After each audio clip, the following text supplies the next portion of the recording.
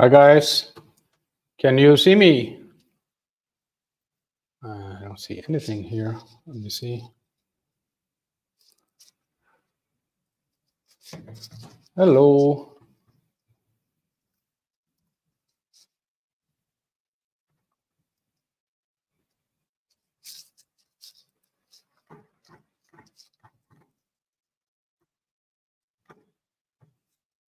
Well, if you can see this, then I would be very grateful if you would write me a message or a comment, because I don't think I am live. I'm here.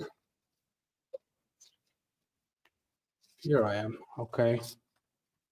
So let me see. Anyone on Facebook that sees this as well? Because it's supposed to be there as well.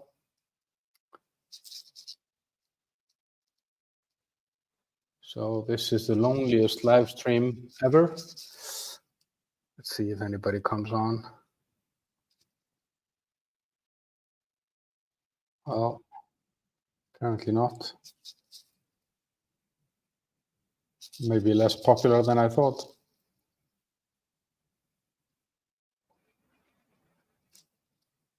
Yeah, I'm even live on Facebook. That's really cool. I can see myself famous on Facebook. So yeah, let's see if anyone is going to join. Then that's going to be maybe my clock is at nay. Take your clothes off. Okay, that's the first comment. We'll do that in the VIP session that comes afterwards. Actually, from my brother in arms from Iceland, one of Iceland's greatest rock and metal drummers. He wants to see me naked. I'm sure he's going to get that. Okay, I think I will actually just start this. I can see there are 8 viewers here. I don't have control over what's going on YouTube. Let me know if you hear me. If you don't hear me, then please write a comment and let me know. But anyway, so yeah, this is my first ever live stream. I've never done this before. It's the second time that I use this software, so this is going to be really, really interesting. I wanted to celebrate because my channel, Metal Rock Zone on YouTube, just reached 10,000 subscribers. And that was something that I kind of never thought would happen when I started this journey 2 years ago and did my first video. So I'm really, really happy to be here now. I didn't really, as I said, I didn't see it coming. And I'm so happy to have all the interaction, all the comments, all the stuff that comes from you guys. Takes on new bands, new perspectives. I even like the hateful comments, when people call me assholes, because I always want to find out what made me an asshole in this case, because I'm pretty aware of my assholeness in general. And also, yeah, I'm kind of like I'm a social creature. I do, I live from talking and connecting with people, so that gives me a really good chance to do that. So this stuff really does a lot for me, to be very honest. So what I'm going to do here today is that I am actually going to make myself a little bit smaller. And so I'm going to talk about kind of the main influences in my kind of journey into metal and rock. And I will drop some stories about when I met with Bruce Dickinson, which was bizarre from my side. And also when I met Slash and had to tell him something super important. And then we can do a Q&A at the end. Yeah, you would do that through the comments. So I would be very happy if there will be any comments, and then I can try and answer that on the fly. So maybe first to tell you about myself a little bit. So I'm 51 years old. I was born in Iceland. We have a flag here behind me, yeah. And I was a troublemaker when I was young, and I kind of stayed in trouble, had long hair and trying to be a rebel. My father was a policeman, so I probably rebelled a little bit more because of that.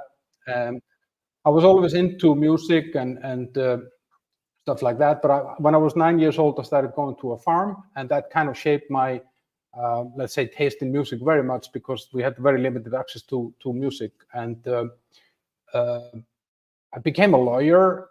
I worked for over 25 years as a CEO of different companies. I ran, in almost every industry that is. some businesses, and now I live here in Prague, where I came to run a business, which we sold a few years ago. So I'm kind of sort of semi-retired now, and haven't worked a normal job, let's say, for a few years. I mentor entrepreneurs, so I help people that are starting their businesses to find out their target audience and how they should build their business and how to get started the fastest way and cheapest way. And yeah, so that's kind of what I do. And then I've invested in some different businesses. Some of the other stuff that I like, you can see the picture of me there. I like running. I do marathons and half marathons. I play guitar a little bit. And the irony is that this channel is my first connection into music somehow. I was always very much into music, but I never really had a place in music somehow. And I always wanted to be connected to music. So having this channel gives me a chance, because I'm really bad at any instrument. But I play guitar, and this picture there is taken before I played for 25 or 30,000 people as an opening ceremony of a football final last year in Prague, the UEFA Conference League final between West Ham and Fiorentina, which was bizarre, I played 3 gigs when I was like 17, 18. There was like 50 people, and we were horrible, and one of them so bad that they took the electricity off. But then I played in front of 30,000 people. So I kind of went from bottom to top, and I'm going to leave it there. I probably won't play live again. Now, as I said, I started working in a farm, so I've always been a farm boy, and that really has a big part of me, nature and animals and stuff like that. I do have this dog, or this dog there has me, kind of, because, this morning she woke me up at 6 o'clock, and I spent 2 hours outside with her. She's not as nerdy as she looks like. I do have 2 motorbikes, which I like riding, and I also like riding bicycles, and I like skiing. Actually, last weekend I had a pretty bad accident, and I was not sure that I could actually be here on the bike, not on the motorbike. Now, Kiss and their Kiss, that's kind of the band that made a big difference for me. So when they played their last gig last year, I went there with the makeup. I did a concert review and stuff like that. And so as I said, the channel has kind of been my way to connect into music. I was going to a lot of concerts anyway, and I thought, okay, can I do something with this? I always liked talking. I've never been shy. So that's kind of how I got into that. So my first video actually was, it's a funny coincidence. That was a concert review of Whitesnake 2 years ago in June, I think, 2022. And that's the first band that I actually saw live in Iceland in 1990. And so maybe this was destiny somehow, because I saw them in 1990 and then once again, and then again there 2022. And when I started this channel, I had no idea what I was doing. So it's very good that my kind of confidence and arrogance is relatively high, because I just sat in front of a camera and recorded something. And I had no idea how long it takes to make a video and how hard the process is. I've never been a YouTube user in my past. So there's been a very steep learning curve, but I love every step of the way. And let me see, I'm struggling here a little bit with so yeah, I'll give you here a little bit, we get into the music now. So on my influences, there is a little bit of a disclaimer here, because I mean, I am born in Iceland pre-CDs, we had one radio station, they had one pop rock show per week. There was one TV channel. There was no TV on Thursdays. So you basically heard what your parents were playing. I heard the Beatles and the Rolling Stones, obviously, and whatever your friend said. And then I had an older sister, so I got a little bit of stuff through her. But obviously this had a big influence on, what bands and albums I actually got my hands on. And so out of that, kind of, I started loving bands and albums that I think if I would have lived in a bigger place like the US or the UK or something where I had more access, I probably wouldn't have gotten into. And to make it worse, as I said, I went to that farm, and there we actually couldn't always reach the radio because there was a mountain next to the farmhouse. So we had a few cassettes that basically was the supply of music that we had that summer. So as I said, being born in Iceland has obviously affected this a lot. I think I would have gotten more into bands like, spoiler alert, Black Sabbath and stuff like that probably earlier than I did. Now, this is where it all started. That's Kiss. You know, I had this cousin or a nephew or whatever that was older than me, and I was his mom's favorite. So I came into his room. I saw these posters on the wall. I was maybe 4 or 5 years old, and I just fell in love with this. I mean, what is there not to love? You know, guys with makeup. And he had a lot of albums because his father was a sailor, and he would buy the albums abroad and bring them to Iceland. And you know, in the beginning, I just loved the image. I didn't really care about the music, but his mom kind of forced him to play the music for me and record it to tapes and give it to me and stuff like that. And you know, yeah, I like that mystique and this. And also, what was so cool about it is that back then there was no internet. There was nothing to tell you what was real, what was true, and what was going on. So there was this rumor that the makeup was killing them. And I remember when Ace Frehley left the band and Vinnie, what's his name, Vinnie Vincent joined. I read that in a German teenage magazine, and I just thought for years that Vinnie Vincent's name was Vinnie Kampt, because that means the headline was Ace leaves, Vinnie comes or arrives. And so I didn't know, you know, like, so, and there was some romance in this because this was a very fertile breeding ground for bullshit and rumors and stuff like that. So I was very sad when the makeup came off, but you know, like, and kind of felt that there was a little bit of a betrayal to people like me. They played in Iceland in 1988, but I couldn't go because I was working in the farm, and that was on the Crazy Nights tour, I think, like, yeah. And but then later on, I was lucky. I went to see them a lot, and they're actually the only band that I have seen twice in the same week. I saw them in England, and then I saw them in Prague in the same week. It was kind of interesting. And I liked them, or, you know, stayed loyal to them even after the vocal stuff becoming really, really shitty. Now, the best album with them for me is this one, is Destroyer. You know, it has Detroit Rock City, which is one of the best rock songs ever written. And then it had Beth. And Beth was the kind of song that I imagined as a kid that I would be singing to my girlfriend, you know, like, I can't come home because I'm rocking with the boys. I've never been rocking with the boys, but it's been many times that I couldn't make it home. What I found out actually now when I was just prepping for this is that this guy, Bob Ezrin, who actually produced this album, he has been the producer of the last 2 or 3 Deep Purple albums, and his catalog is really interesting. And I just didn't know that a guy like that was doing an album like this back in, what is this, like 78 or something like that. So yeah, that was Kiss. And then we move on here. You know, of course, the lawyer comes with a presentation. And now this was another relative. And I'm kind of taking those bands in a chronological order in a way that the first band and then kind of to the last one, let's say. So this is also like a cousin of mine that played this for me, and I was scared. I remember in the intro to Number of the Beast, I was really, really scared when the guy was, you know, saying, "Oh, on Earth," and all that stuff, you know. And but then Bruce vocals somehow made me get my confidence back. And you know, when he started singing, because there was some sort of a defiance and energy in him. My favorite album with them is actually a live album. You know, who doesn't remember Scream for Me, Long Beach? I think this is probably one of the best live albums ever made. I played it to shreds, and the energy from the band is just amazing. Bruce is in peak form, and I really liked this band up until kind of Fear of the Dark, or including Fear of the Dark. Then I kind of abandoned them, and I kind of felt that they were a little bit silly after that. And I'll come to that a little bit later. I was too cool for school. I've seen them multiple times, always a pleasure. And in 2005, actually, when I started working in Denmark, I was running an airline in Denmark. Then Bruce was a pilot, and he was flying for my airline. And I remember this very well because he called me, and I was sitting next to a guy in a meeting, and he called, "Hi, Almar, this is Bruce Dickinson from Iron Maiden. Do you want to come and see us tonight?" And the guy next to me could hear it on my phone. And he just, you know, slided out of the seat. He just couldn't believe it.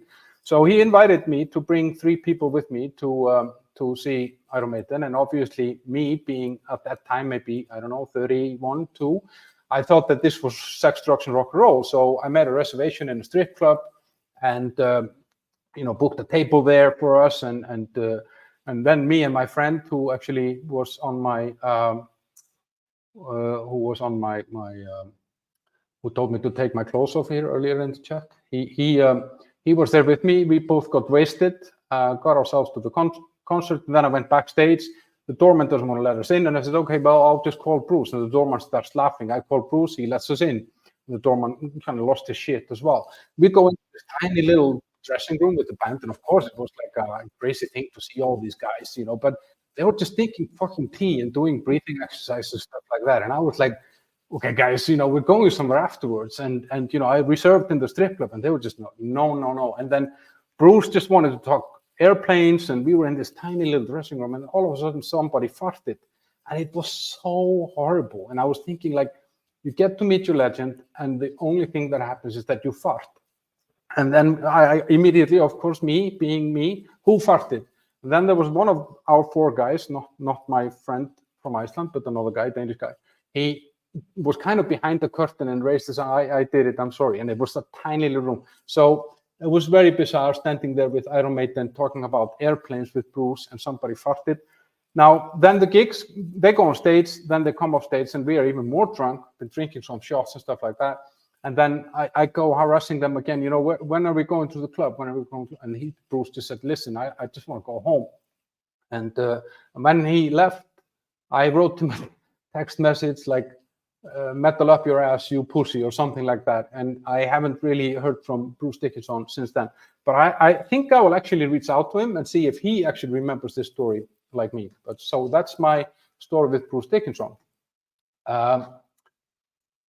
Yes, and then the next thing here, that's actually how I got into Black Sabbath, is actually through Ozzy, because there was a guy in my town that made me listen to the tribute album, Randy Rhoads album, and that album just totally hooked me. And Ozzy was like a madman. He was a role model for me. I thought, okay, if this is how it should be.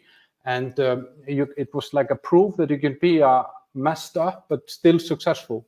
And I later found out that he's probably just very lucky with his wife. But it was through him that I kind of got into Sabbath. And I mean, I knew songs like Iron Man and all these kind of legendary songs, but it wasn't really until I kind of got into him that I kind of went into their catalog. And the best album, I would say, with him is the tribute album. Now, that was the album that, you know, Randy's guitar solos in Mr. Crawley and in Suicide Solution. Tommy Aldridge on the drums. I mean, it was just amazing stuff. And that was kind of also the album that opened my eyes to these kind of guitar heroes somehow, that, you know, that there could be bands where actually the technical abilities of the guitarist would be the main thing somehow. I've never seen Ozzy or Black Sabbath live. I really regret that. So I'm really hoping there'll be one last chance, and I'm almost willing to fly anywhere to see that. So yeah, the next one, yeah. Then obviously I'll just this album here. If I take Black Sabbath album, for me this is the best album. I mean, it's just a banger from start to finish. And the crazy thing about it, I don't know if you know it, guys, but the Paranoid, the main track was written in 20 minutes as a filler on the album, and that song is just legendary. I mean, up until that song was written, the album was supposed to be called War Pigs. So that's Black Sabbath and Ozzy, and now we get into more modern territory. Now this band changed everything. Obviously, I remember where I heard this first. Which apartment in which building, all of that. I thought there was something wrong with the stereo. I'd never heard anything like this. And it took me a while actually to admit that I liked the energy somehow. I wasn't sure that I was allowed to like it. There was just something so weird about this. And then, yeah, that was this album, obviously. And that was just a game changer somehow. I didn't even know that you could play like this, or you were allowed. And I saw the picture on the back of the album, and I thought, I feel sorry for their parents, because, you know, like, these look like kind of normal kids, but they're making music like this. And I'm not sure if it wasn't for Metallica that I would have ever gotten into some of the harder stuff that I later got into. I mean, this was definitely my kind of gateway drug. And I think I would have stayed more on kind of the traditional heavy metal classic rock side if it wouldn't have been for them.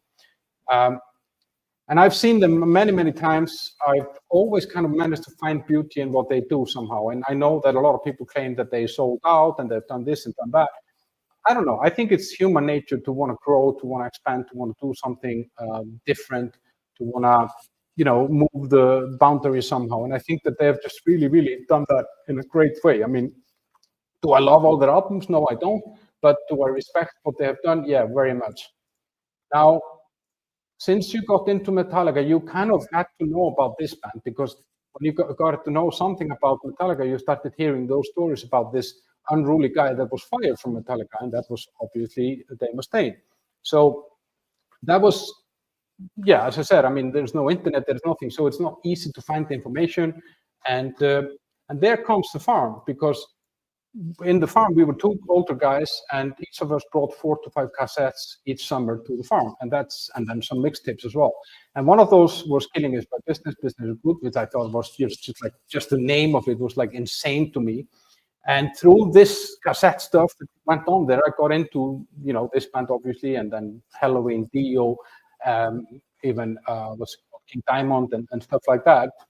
But it was this album here that kind of is my favorite Megadeth album, which is kind of strange because I just heard it so many times, and it was all on a Walkman, like a cassette Walkman with a battery. So I've heard it on various different speeds. When the battery is running out, the songs are just a little bit slower, but you still listen to it because you just had nothing else to do. And it was the same actually with Escape with Metallica. I had that recorded on a cassette from a radio show that played the song on the wrong speed, but I just listened to it on the wrong speed because I just didn't care. It was Metallica. And with this album, I just love it. It's a banger from start to finish. And I met David Ellison, I don't know, a few months ago. He was having a concert here. I had an interview with him that you can actually find on the channel if you haven't already.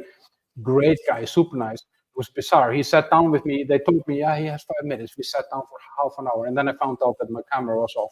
But luckily, my friend was there, and he was recording on the phone, so I managed to kind of stitch out of it some sort of interview. Anyway, told them that this was my favorite album, and I always have these kind of confessions to make somehow. More on that with Slash. And I'm going to see him again, actually. They're coming here with Kings of Thrash later this year, I think, or early next year or something like that. And then they're basically playing the stuff off of this album. So that's going to be amazing.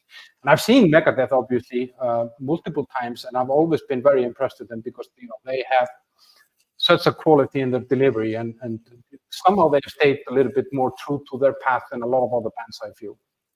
Now, next band is probably my favorite band of all times. Now, this band was scary, and that's again because pre-internet rumors spread.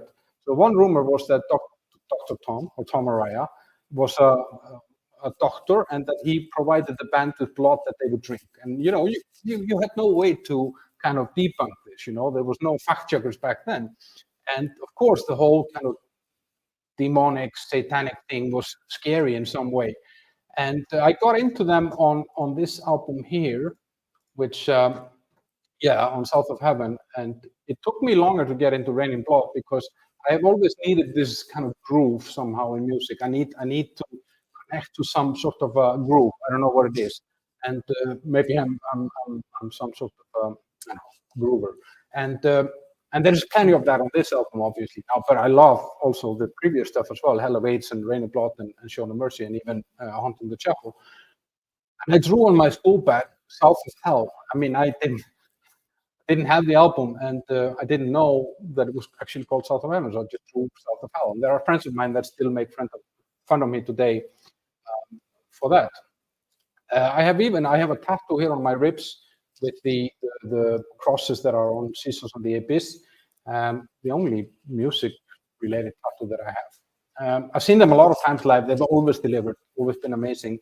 And I kind of stayed loyal. This is one of the few bands that I stayed loyal to when I became too cool for metal. They would be, after drinking heavily, the last song before going downtown would be Raining Blood. Now, the next band that has a story as well, that these guys here, that's also another kind of game changer, I would say, because at this time you got like Van Halen, Bon Jovi, Mötley Crüe, kind of a little bit of softies in some way. And those guys came with some, attitude. There was a teacher at school that had some contacts in the US, so he got the album actually really early. So I think we got it the year it came out, and we were playing it throughout that winter there. And when he played Welcome to the Jungle, I realized that there's a new sheriff in town. It was just this I don't give a shit attitude about it. And I bought cowboy boots, and I bought a leather jacket from my dad, which seems to have worked, because I actually lost my virginity to this album, and which was on repeat for 2 to 3 years in my CD player, which probably in the anticipation that would grant me more luck with the ladies. And then there was this concert at the Ritz in 1988 that was just insanely good, and I just watched it in its entirety last weekend or the weekend before, and you just gotta see that Guns N' Roses Ritz '88, and they don't give a shit if they're out of tune, and it's just pure fucking rock and roll. And I saw Axl Rose when he was running Guns N' Roses on his own in, I think, 2007 or 8 or something like that. And then, but since the reunion, I've managed to see them like 6 times. It's been fun. I mean, especially the first 1 or 2 times was amazing. But I feel with I don't know if you guys have seen them, but I feel with them that they haven't really. Oh, good morning. Okay. Good morning, Laura. Nice to see you. Nate, this one is here as well. I mean, so yeah, I feel with Guns N' Roses, what they're doing wrong somehow is that they are trying too much. There are 30 songs, so it becomes a drag, and it takes long for Axl to get warm and stuff like that. So anyway, so the first time when I met Guns N' Roses, saw Guns N' Roses, sorry, it was here in Prague actually, and I had a group of friends coming over from Iceland to come to the concert, and we went to a steakhouse the night before. And when we are leaving, we see that Slash is sitting there, and I had a very strong urge to talk to Slash, which the staff of the restaurant and his bodyguard had a very strong urge to resist. So they wanted me not to talk to him, and obviously I went to him, and they brushed me away. And then in the end, Slash actually tells his bodyguard, let him come. And so I sat down next to him, and I'm kind of in a blackout about it. But I did shake his hand, and I did tell him that I lost my virginity to his album, which he found very nice, and he was probably very honored. He's probably still thinking about this. And but that was, it was. I don't think I've ever been as starstruck as when I met him. But I felt that I really needed to tell him this. So maybe it was just the pressure built for all these years to tell him about losing my virginity. So let me see here. Where are we now? I'm just messing up a little bit here with this. Yeah. Okay. Now we go to the next one. We're almost through with this, actually. Yeah. So same thing with this band, Pantera. It was a huge game changer somehow. And I remember where I was. It was being played in a truck I was sitting in, and one of my friends, he founded the first thrash metal band in Iceland, and he had this on cassette, and that cassette didn't leave the tape for a long time. And it just had this groove. I just remember thinking, I'd never heard anything that grooved this much, and the sound quality and all that stuff, because it was a little bit more sophisticated than thrash. And the drum sound, I just loved the drum sound. It was so wet. It was so amazing. And the album, obviously, Cowboys from Hell. And I went to see them on the tribute lineup. That was amazing last year. I'm going to go again this year or next year. Next year, I think. And I bought tickets. And I would really love them to record something. I mean, just 2-3 new songs and then some live recording of the show or something like that. That would be super, super cool. Now, then comes this band here, Slipknot. I mean, they kind of got me back into metal somehow, because at this time I was listening to, when they were kind of getting hot, I was listening to Limp Bizkit and a lot of other stuff like that. And I kind of left my roots behind in some way. And keep in mind, I was in law school. There wasn't a lot of metalheads there, and I was, then in my companies, it wasn't really like, a lot of heavy metal around me somehow. So for me, they were in some way the band that brought me back, because they had some modern stuff and some pretty crazy stuff happening with the beer kegs and the DJing and all that stuff. So, and that made them very interesting, and yeah, and kind of brought me back in. My favorite album with them actually is this one here, which is yeah, the Sublime Versus Volume 3. And what I like about this album is just the energy from start to finish. I've seen them, I don't know how many times, probably 10, 15 times or something like that. The energy is always amazing. Corey Taylor is probably one of the better frontmans in the game. And what I like about, they keep the tension in the concert all the time by all these soundscapes that they have in between and what he's saying and stuff like that. And I don't think I've ever seen them do a bad gig. I've seen them play for 60,000 people. I've seen them play for 5,000 people, 3,000 people. And yeah, it's just an amazing live band. Now, then comes Judas Priest. Now, this is a band that I was kind of late to the game with. I knew many songs, and I bought Ram It Down on CD when it came out in 1990, loved it, but I was never really kind of digging deep into the catalog until kind of the last 10 years or something like that. So obviously there's tons of different stuff. There's a lot of diversity, a lot of development in their sound and how they do stuff. And but I can't really say that there is one specific album that I like more than the other. I mean, there's just so many good albums like Stream of Invention, Killing Machine, British Steel, even Ram It Down. I love Defenders of the Faith. So I saw them 3 times live, 2015, and then twice actually this year. And also very impressed with the last album. This is one of the bands that has probably aged the best out of the old bands. Now, obviously there are others, you know, like I was listening to Jimi Hendrix and Led Zeppelin and Deep Purple, and I love all these bands. I listen to Dio. This Dream Evil with Dio is my favorite Dio album, but that came because that was the only album that I had on a cassette, so I just listened to it to shreds as my favorite Dio song. All the Fools Sailed Away. System of a Down was also a band that kind of, yeah, brought a new dimension. I loved Alice in Chains, still love them. I had Dio twice. Sorry, guys. It was supposed to be Slaughter of the Soul with At the Gates.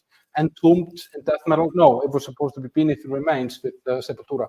So, yeah, I mean, I kind of like everything, but obviously my influences are very shaped by the fact that I was born so early that a lot of the stuff that is big now wasn't even there. So, or was kind of just starting out. But I listen to everything. I'm also a big fan of Muse, Oasis, Blur, Chemical Brothers, Prodigy, Depeche Mode.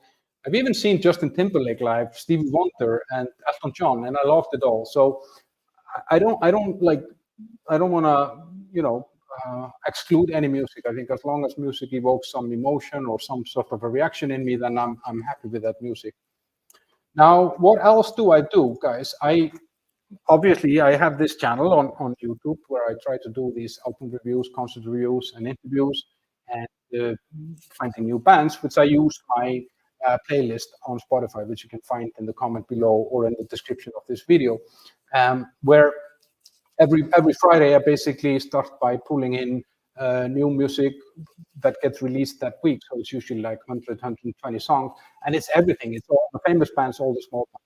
And I also have a podcast, which is called the Blah Blah Bunker, which you can also find on Spotify or Apple Podcast or wherever, but that's like not necessarily music. I mean, there are some musicians on there as well, but there's been, you know, porn stars, there have been actors, there has been doctors, there has been barbers. I mean, it's just long form talk about life and things and stuff like that. So, but I don't do that as frequently as I did before because I spend more time on the YouTube channel now. So, but if you wanna listen to my voice more, then there are chances for you guys. I think actually now we can go to the Q&A. I don't know if there are any questions, but there's 4 people watching, so like I'm gonna be flooded. So yeah, and also while you are thinking about your amazing questions, then I have all these other platforms. I have X, I have Facebook page, I have Instagram, and I have TikTok, and I'm trying to kind of put slightly different content on each medium, but it's just, yeah, more time consuming that you would think. I'm also on this buy me a coffee where people can save water and buy me a beer or coffee, and I can find that also in the description below. So this is kind of it. I don't know, guys. No questions. That's amazing. The only thing that and nobody told me where they're from. Yeah, only Laura from San Diego. And that's good morning. It's evening here. Okay, guys. No, nothing final here. So that, yeah, I don't know. I mean, then I think I'll just actually wrap it up. I